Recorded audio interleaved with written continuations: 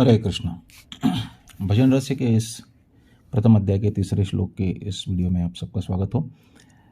ये श्लोक इस प्रकार से है, यद अभ्यर्च्य हरिम भक्त्या कृते कर्तौ शतैरपि फलम प्राप्नोति अविकलम कलौ गोविंद कीर्तनात्।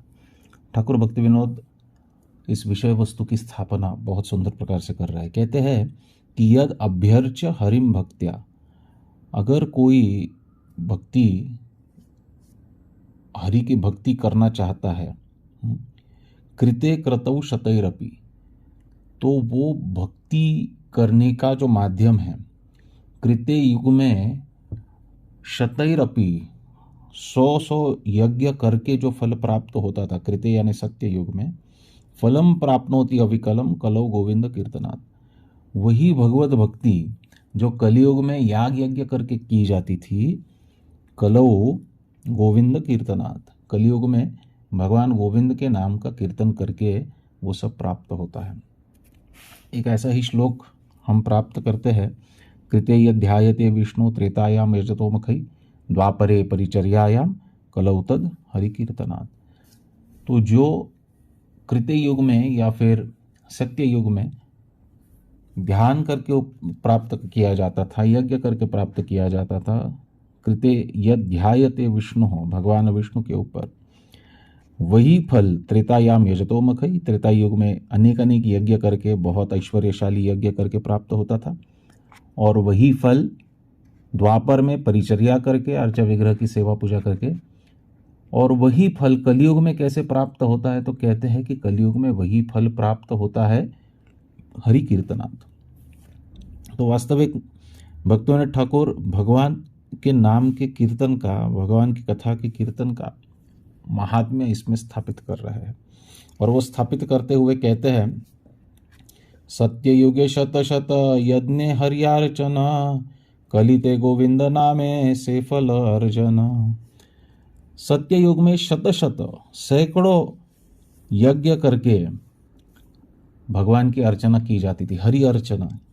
कलिते गोविंद नामे से फल अर्जन, और कलियुग में वही फल जो है भगवान गोविंद का नाम उच्चारण करके अर्जित किया जा सकता है। तो शास्त्र इस बात को बहुत गहराई से कहते हैं कि कलियुग में अन्य कुछ भी करने की आवश्यकता नहीं है।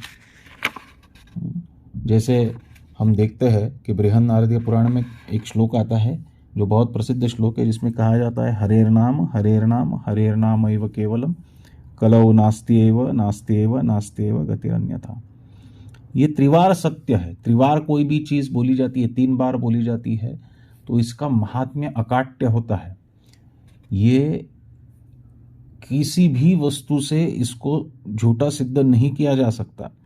हरिनाम हरिनाम और हरिनाम, यही कलियुग में जीव के तारण का मार्ग है।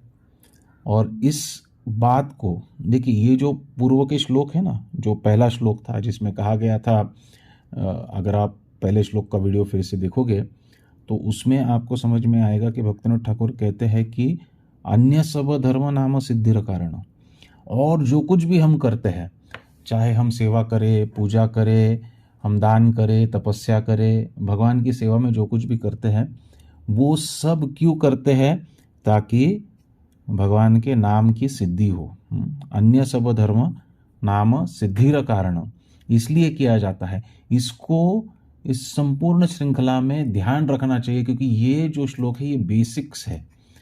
इस ग्रंथ को अगर ठीक से समझना है, या फिर इसके तत्वों को समझना है, या फिर आपके नाम जप साधन में आपको आगे जाके प्रगति करनी है, तो इन बेसिक तत्वों को, ये बहुत मूलभूत तत्व है, इसको ध्यान में रखना चाहिए। अन्य कोई भी धर्म नाम के सिद्धि के लिए किया जाना चाहिए। और जैसे इस श्लोक में भी कहा गया है कि भगवान के नाम का कीर्तन ये सर्वतोपरि है, ये सर्वतोपरि है, इसके आगे कुछ भी नहीं है। चाहे हम कितनी भी सेवा पूजा कर ले, चाहे कुछ भी कर ले, जब तक हम भगवान की कथा, भगवान के नाम का कीर्तन ठीक से नहीं कर पाते हैं, भगवान के नाम का जप ठीक से नहीं कर पाते हैं, तब तक अन्य सब कुछ जो हम कर रहे हैं वो श्रम एव ही केवलम है। हम कहते हैं अमुक अमुक सेवा करनी चाहिए, हम कहते हैं अमुक अमुक दान देना चाहिए, तपस्या करनी चाहिए, यज्ञ करना चाहिए, जो कुछ भी करना चाहिए। ये करके एक प्रश्न हमको स्वयं को पूछना चाहिए कि ये करके मेरी भौतिक आसक्ति कम होके, मेरी पूजामान प्रतिष्ठा की आशा कम होके क्या हरिनाम में मेरी रुचि बढ़ रही है? इस बात को हमको बारंबार पूछना चाहिए। जो भी कार्य आज हम करते हैं, क्या इससे मुझे हरिनाम में प्रेरणा प्राप्त होने वाली है?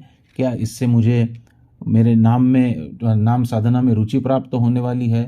क्या इससे कोई लाभ होने वाला है जिससे कि मेरा नाम सिद्ध हो? तो ही मैं इसको करूँगा।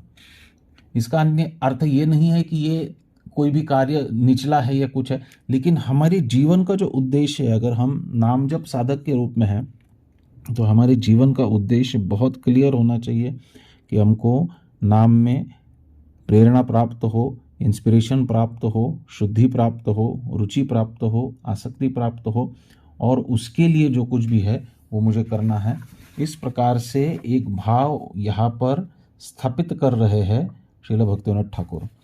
चतुर्थ श्लोक में कहा गया है, नाम्नोस्य यावती शक्ति पाप निर्हारणे हरे तावत कर्तुम न शक्नोति पातकम पातकी नरः। देखिए ये नाम की महिमा है।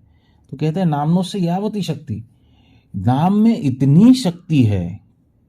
क्या करने की शक्ति? तो कहते पाप निर्हारणे, पाप निर्हारण करने की शक्ति है। किसके नाम में शक्ति है? तो कहते हरे, हरि के नाम में इतनी शक्ति है पाप निर्हारण करने की। तावत कर्तुम न शक्नोति पातकम पातकी नरः, जितना कि एक पातकी व्यक्ति कर नहीं सकता है उतनी शक्ति भगवान के एक नाम में है। तो ये नाम की महिमा को ठीक ठीक समझना चाहिए, और इस महिमा को अधोरेखित करके अगर आपको इस ग्रंथ को ठीक से समझना है तो ये जो भी श्लोक है इनको लिखकर आपके रूम के किसी दीवार पर चिपका के रखना चाहिए इन तत्वों को। जैसे कि अन्य सब धर्म नाम सिद्धिर कारण वो श्लोक है, या फिर ये नामनों से यावती शक्ति पाप निर्हारणे हरे ये श्लोक है, या फिर यद अभ्यर्च हरिम भक्त्या कृते कृतौ शतैरपि ये श्लोक है। इन श्लोकों को लिखकर आपके रूम के दीवार पर लगा के रखना चाहिए, या फिर जहाँ पर आप जप करने बैठते हो वहाँ पर लगा के रखना चाहिए, ताकि इसका स्मरण हो कि नहीं, मेरे नाम जप करने की साधना के पीछे का मूलभूत तत्व ये है, ये मेरा प्राइमरी कर्तव्य है। मैं नाम जप करके अन्य सब धर्म क्यों कर रहा हूँ? तो नाम जप की सिद्धि के लिए कर रहा हूँ। और नाम की महिमा क्या है? नाम के महिमा के ऊपर जो श्लोक है इनको हमेशा हमारी आंखों के सामने, या फिर जब हमें इसको स्मरण हो जाए तो उसको स्मरण कर लेना चाहिए, ताकि हम इसको कभी भूल ना पाए, और इसको बेसिस रखकर हम हमारी नाम जप साधना करें या फिर इस ग्रंथ का अध्ययन करें। इस चतुर्थ श्लोक के एक्सप्लेनेशन में भक्तिविनोद ठाकुर कहते हैं, को न प्रायश्चित्त न है नामेर समान, अतएव कर्म त्याग करे बुद्धिमान।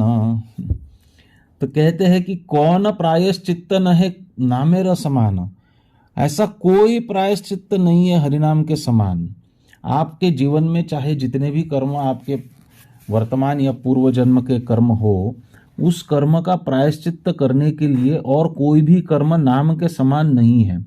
अतएव कर्म त्याग करे बुद्धिमान, और इसलिए जो बुद्धिमान व्यक्ति है वो कर्म का त्याग करता है, प्रायश्चित्त के पीछे, कर्मकांडी प्रायश्चित्त के पीछे न जाकर भगवान के नाम का आश्रय लेता है, भगवान के नाम का शरण लेता है। और अगर वो भगवान के नाम का शरण ले लेता है तो उसके सभी प्रायश्चित्त जो है वो पूरे हो जाते हैं। परीक्षित महाराज शुकदेव गोस्वामी को यह प्रश्न पूछे षष्ठम स्कंद के प्रारंभ में कि क्यों इस प्रकार से जीव को नरक यातना भोगने की अवस्था आती है। पंचम स्कंद के अंत में नरक लोकों का वर्णन आता है, तो उसके विषय में शुकदेव गोस्वामी चिंता व्यक्त करते हैं कि कलयुग में तो कोई भी व्यक्ति का उद्धार नहीं हो सकता है, हर एक को नरक जाना पड़ेगा। और उसके उत्तर में शुकदेव गोस्वामी जो है ये उत्तर देते हैं कि देखिए, किसी भी प्रकार का प्रायश्चित्त कर्मणा कर्म निर्हारो, तो इसलिए अगर प्रायश्चित्त करना है तो क्या करना होगा? तो सकरिन मनः कृष्ण पदारविंदयोर। इसकी बहुत विस्तृत रूप से वर्णन हमने 25 नवंबर के रोज़ के नाम प्रेरणा में किया है। अगर आप उस वीडियो को देख पाओगे तो आप इस संपूर्ण विषय का ज्ञान और अच्छी तरह से प्राप्त कर पाओगे। उसका लिंक मैं डिस्क्रिप्शन में दे दूंगा, आप उस वीडियो को भी देख सकते हैं ताकि आपको ये दोनों विषयों में जो लिंक है वो प्राप्त हो। क्योंकि कौन प्रायश्चित्त नहे नामेर समान, अतएव कर्म त्याग करे बुद्धिमान। भक्तिविनोद ठाकुर का ये जो वाक्य है इसको पुष्टि देने वाला शुकदेव गोस्वामी का वो कथन है जो षष्ठम स्कंद के प्रारंभ में आता है। तो इस प्रकार से तृतीय और चतुर्थ श्लोक को समझने का हमने प्रयास किया। अगले वीडियो में हम पंचम श्लोक को समझेंगे। हरे कृष्ण।